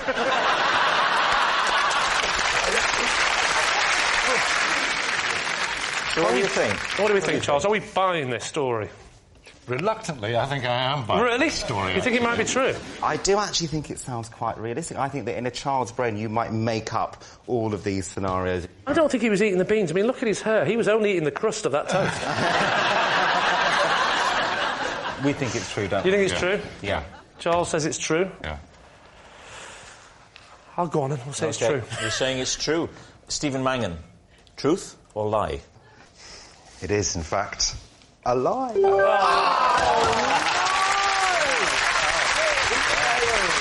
Yes, it's a lie. When eating beans on toast, Stephen doesn't imagine he's a rescue helicopter airlifting tiny bald men to safety. I once had to explain to the police why I had 2 coffins in the back of my van. David Steve. Imagine I'm the police. Why have you got 2 coffins in the back of your van, sir? Well, I was doing a touring play at the time, and there was vampires in it. Yeah. So we had 2 coffins in the back of the van as props. And we were actually in Germany doing this play called Neighbours with Long Teeth. And... Things never translate from English to German. Why did the police stop you? Well, unbeknownst to us, the head of the Deutsche Bank had just been assassinated in Frankfurt. Right. And they were stopping everyone. And so they were pulling over basically all vans? They were looking for anything dodgy, basically, I guess. Right. Where were you? Which city? It was just outside Frankfurt. I live there. Do you? Yeah. So they pulled you over. Machine guns, everything. Very, very serious situation. Yeah. And we had to explain the plot of our play, Neighbours with Long Teeth. Because you speak a bit of German. So Yeah. you were the... How many of you were there? 3 of us. Oh, you should have said 9. What sort of venues are you touring around? Schools. Schools. So...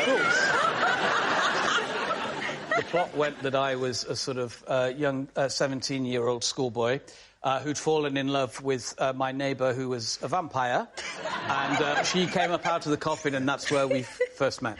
And what was the other coffin for? The other coffin was for her parents, her mum or her dad. I think they shared, because they're a married couple, they're allowed to do... I mean, to be fair, Moxie is loving this show.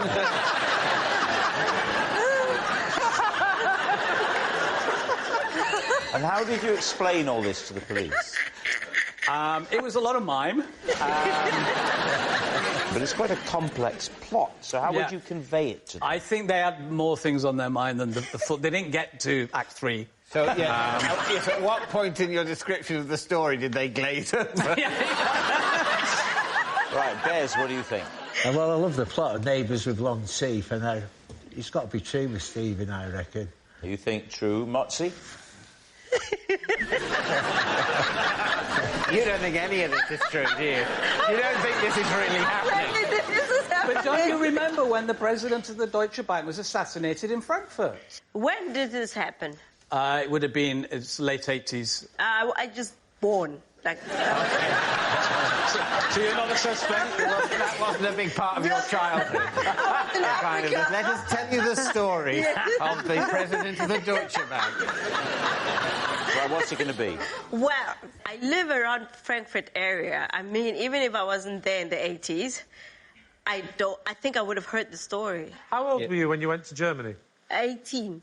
You arrived in Frankfurt Yes. over 20 years after Steve's van was pulled over. I am not surprised they didn't mention it. But this is a story. This is culture. You carry that on. A school's tour of a play about vampires, and the police pull over their van once on what was quite a busy day for the police. I cannot share your confidence that they would have mentioned it to you, an 18-year-old dancer coming from South Africa. I don't think that will be on the things you need to know, local restaurants, you know, this is how you pay the tax, the bins come on Tuesdays. Oh, and I must tell you, back in the late 80s, there was a guy here and he had a couple of coffins in his van. Turned out it was just a school's tour. If that's what you're basing it on, I'm going with Bez. Okay. So you're saying it's true? Yes. So, Steve, was it true or was it a lie? True. And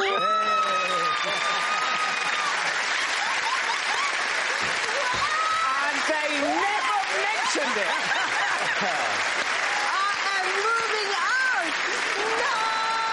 I once had a fight whilst dressed as a Christmas elf. David's team. All right. Where were you playing this elf? I worked in the grottos in regularly? Manchester, Wigan and Bolton. I did it for several years. But the problem is, every Santa that you have, they've all got their own issues. They're very narcissistic individuals.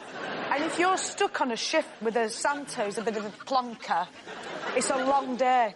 And this particular day, he kept saying things like, I'm not just a Santa Claus, I'm a family therapist. You know, stuff like that. But, you know, so it was a stressful shift, and he was really irritating. So I'd gone out for a cigarette, and I got in trouble for having a cigarette in my uniform, Well, which paint annoyed a picture for us of this elf uniform. Well, it's an elf hat and, you know, an elf suit, really. That's just... That's not really painting a bit. All I could right. have said elf hat and elf suit. All right, well, half of it was red and half of it was green. It's the usual... All right, have it your way. How many fags did you smoke? I don't know. I mean, to be honest, you smoke in the day, but you never get enough breaks. And even when I quit smoking for a bit, I'd always go, I'm going out for a ciggy, because you're only allowed a fag break. You're not allowed a break. Yeah. What if you just want to stand outside and live a bit longer? That's not allowed. So I kept the uniform on, went for a cigarette, got in loads of trouble. And then another elf was like, oh, we've got to get out of here. Let's get to the pub. We needed this, me and this girl. I was a small elf. You know, 5'3". I looked like an easy target. I got quite a bit of abuse. Christmas elf! And after a bit, it got quite irritating. Anyway, I ended up getting into a rough and tumble with this one woman, and it got we're on the floor rolling around. What was she dressed as? She was just herself. She was being... Well, you can't know that. She could have been a real elf disguised as a normal person. In which case she'd be furious with you. Look how you destroy our reputation. I've been working all year on children's presents. I have one night off. And there you are, smoking and drinking and besmirching the name of elf. OK, so you're on the floor, you're fighting. Yeah. What happens? Well, I'm hair sensitive. You're what, sorry? So that's hair sensitive. You're hair sensitive. What does that mean? It's a very soft German person. Oh, that's good. That's very good. Little cracker joke for you there for Christmas. I'm quite sensitive on the head, so she got a good grip on the hair. That was it. I was done. That was it. Gloria, what do you make of this? I think it's a big fat lie. I don't think she's that kind of girl, really. She's a different kind of girl. Yeah. I don't think she's that kind of girl. I, on the other hand, I think she's that kind of girl. Are you thinking true? I'm feeling true. I must say I'm feeling true because of all of the facts. There's a lot of detail. Will you join in? I'll join in, OK. We'll go true. Right, you're going true. We're going to go true, yeah. So, Sophie, was it true or was it a lie? It was true.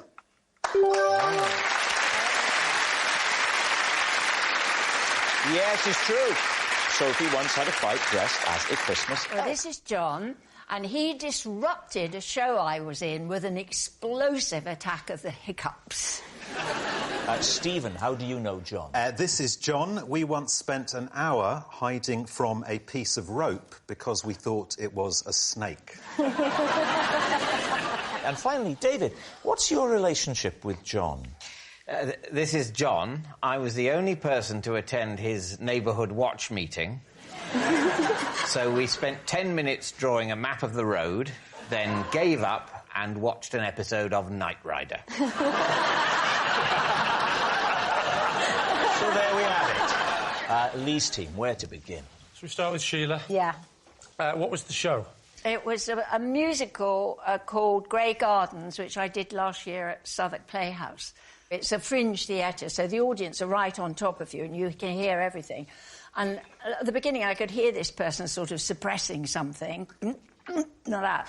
And then there was a really quiet moment, and he had the most terrible attack of hiccup. It was just like as though he was choking almost. So eventually...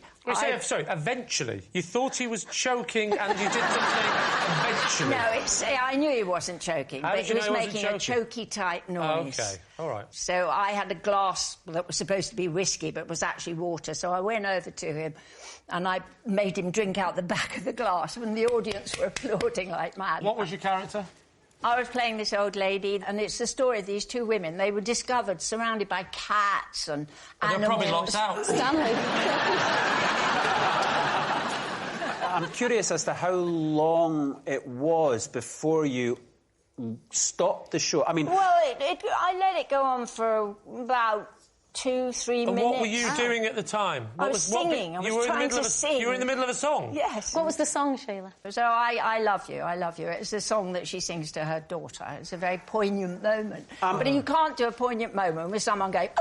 No, I'm kind of surprised. To be honest, I'm kind of surprised that John didn't take it upon himself to leave the theatre. He was embarrassed, poor darling. He's stuck in this show. So you thought you'll help him with his embarrassment? I sort of by did. making him drink upside down with a glass of water? No, I knew the audience were getting really aggressive with him. What were they doing? Well, they were going shush, shush, shush, like that to it. But they must have known that it's an involuntary action and he's not doing it deliberately. Audiences are like that. If in a lovely moment they were enjoying the show and suddenly this idiot's going...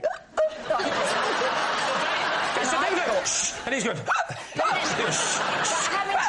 you sure it wasn't like the house version of the song? It's a bit more garage. Is that what you think house music sounds like? and I quote...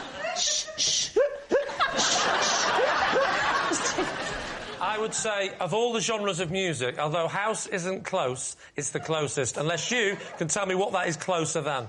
I would say it's a very experimental, avant-garde, East Berlin in the early 30s. I certainly wouldn't call it house music in a desperate attempt to get down with the kids. I don't think 1930s East German is actually a genre of music. I'm saying... You give me a decade and a country. Yeah, in fact, you've also given a country that didn't exist in the decade you've given. Well spotted. Well spotted. But you noticed that Lee didn't spot it. Right. Who would you like to quiz next?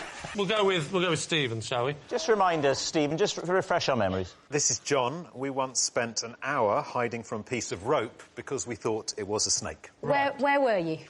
We were in California. Right. And how do you know this gentleman? I'm related to him. In what how? Well, some of our relatives were, you know...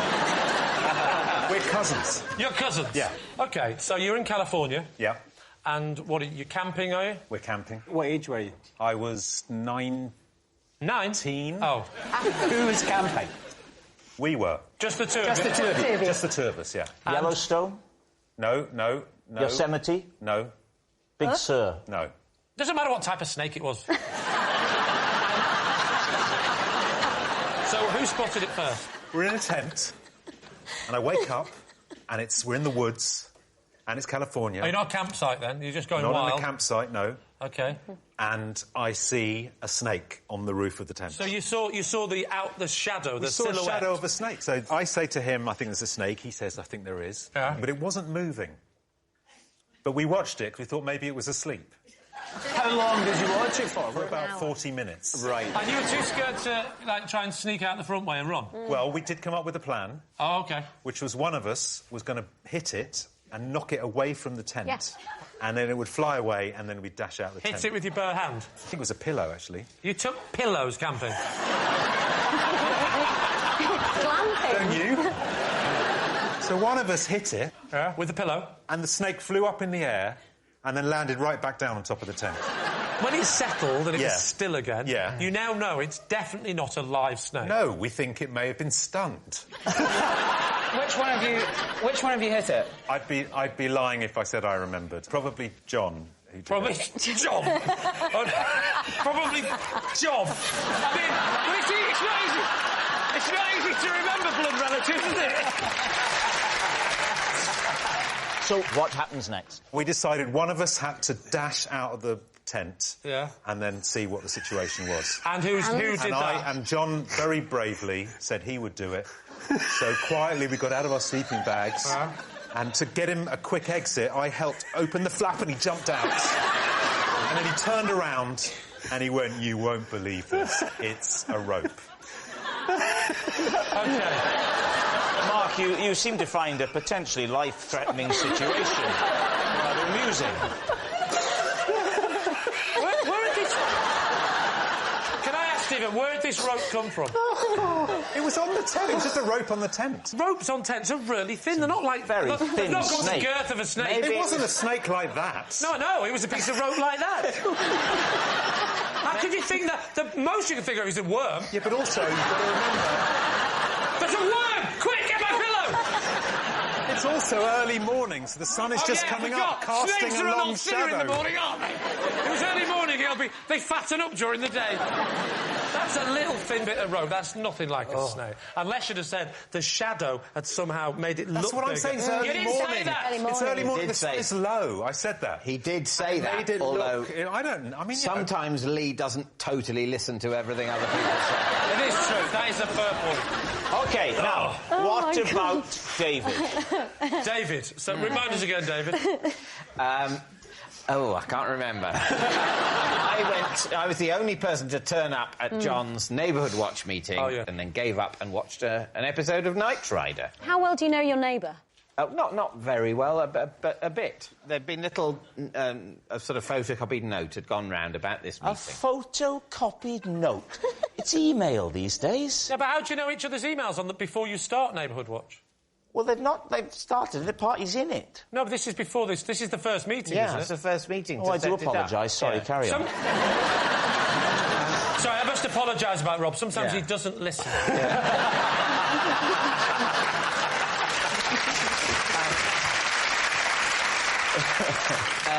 And anyway, so between me and my wife, we decided that one of us should go. And we thought that, and she thought it should be you. And it turned out I thought that too.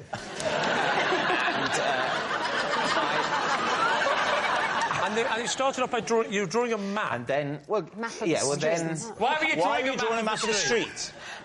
Just because John wanted to explain the area he thought this neighbourhood watch group should cover. How many houses away do you live from him?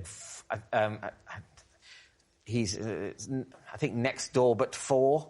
Next door but 4. So let's say 5 houses away. That's a very weird way to describe. I've never heard anyone say he lives next door but 4. It just somehow doesn't work. Next door but 1 is the limit to how much you can use. So I just keep adding numbers on. Go for it. I'm going for it. I'm going next door but 40,000. That's where the Queen lives.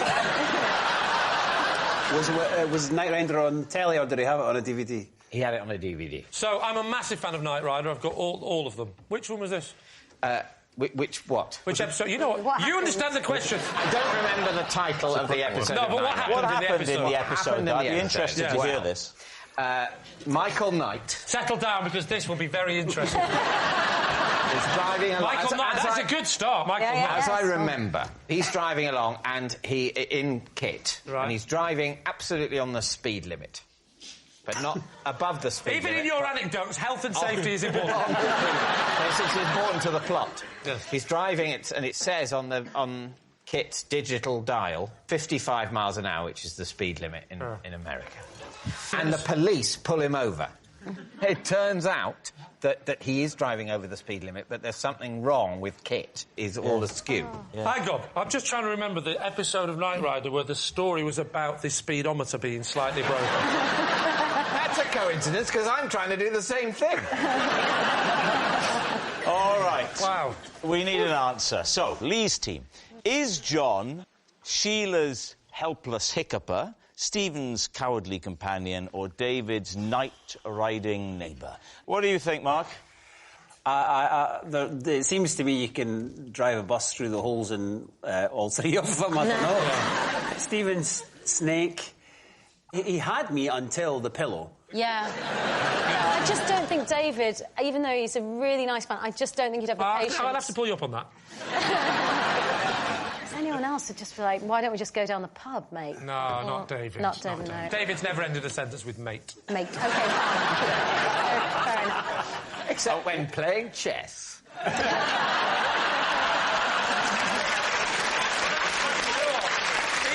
for you, David, that was quite middle class. Fair enough, you've won, mate. And what about Sheila, the fringe theatre with the hiccups? If I had the hiccups for 2 or 3 minutes, I would leave. Yeah. It's very difficult in those sort of theatres to get out. Yeah. They were trapped. They were trapped. Right, but that's a fire and safety nightmare. I'm just Right, who's it going to be? I think it's Sheila. What do you think, Mark? David. Do you think it's David? I mean, possibly. I think it's Stephen. Lee Mack, make a decision. Be a captain. Right, my decision is definite and it's clear, and I'm not going back on it. Anita, you are deciding. Oh, God. I originally thought Sheila, but I'm going to go with Stephen. You're going to go with Stephen? Yeah. Stephen? What are you doing, Mark? Stephen! Stephen. We're going to say Stephen. You're all saying it's Stephen. I don't know why. John, would you please reveal your true identity? I'm John, and Stephen and I hid from a piece of rope.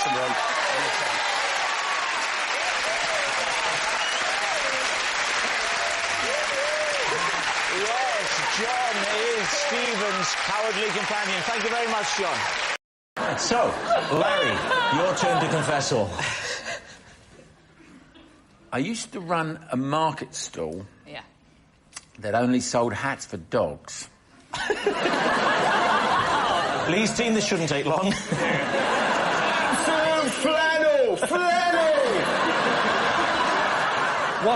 What year was this? It was in 19... There we go. 19... Larry, we're supposed to go. Here we go. You don't do it by yourself.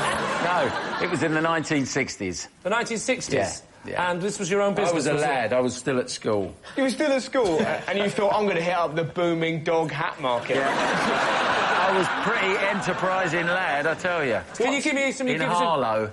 What was your top seller? Harlow. The top seller was a plaid one, funnily enough. Yeah. Yeah. I was going to ask about sizes, because obviously the sizes of dogs... There were only 3 sizes. What were they? They were, well, small, medium and large. It's a complex system, Carol. My key question is, how did a dog keep the hat on? You put it over its ears. So you crushed its ears? No, you don't crush it. No, well, I mean, this was the 60s. You didn't worry about those things anyway. But... People talk about the 60s ago. In the 60s, it was wild, crazy. I've never heard anyone. It was crazy. We used to crush dogs' ears and we'd think of them monkeys. Honestly, crazy time. Did you make the hats yourself, or did you buy them from somebody else and then sell them on? No, they were being made in China. They were being made in China. So you had links with China, despite the fact you were at school. You're chasing this life. Was it just dogs' hats? Yeah. The main item then in the 60s, for some strange reason, in Harlow, was that all they did.